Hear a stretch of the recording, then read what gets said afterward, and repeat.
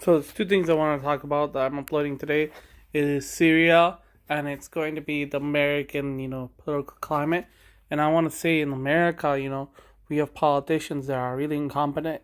We have these 70-year-old politicians, that are running, whether it's Ohio Senator, Sherrod Brown or Janet Mills in Maine. We don't need these old people or Chuck Schumer. Nancy Pelosi is retiring, you know, and you have this guy in New York, um, who's the a House member that I really don't like. Um, but yeah, we have terrible politicians in America that don't speak to the youth or speak to the majority of them. A lot of people they need reassurances and more commitment from the government that they're not going to be taxed more, that they're not going to be taken advantage of, and that their rights are going to be protected. The Democrats and the Republicans cannot agree to do this, then as a public and a people in America, we have the constitutional right to demand and protest and forcefully enact those changes. Because if they do not do that, then people need to do that in the ballot box or in the streets.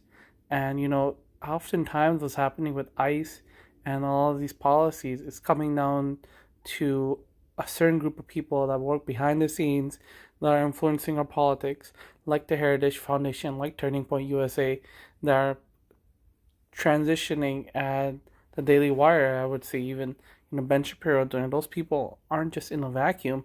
Those people are a broader symptom of disease in America, a rot that has taken hold.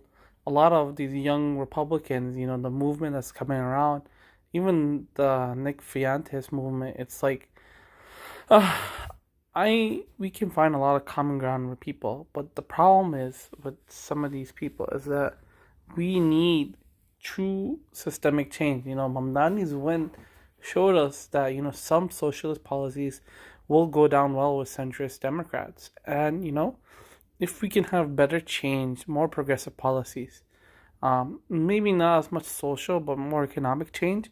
Maybe like a 4-day work week, maybe lesser taxes.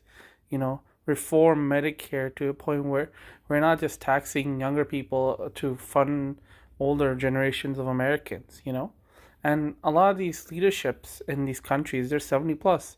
China, India, Russia, they're all led by old people, even Brazil and Germany. And it's a global issue where we're having older politicians make terrible decisions for younger generations of children. So, yeah.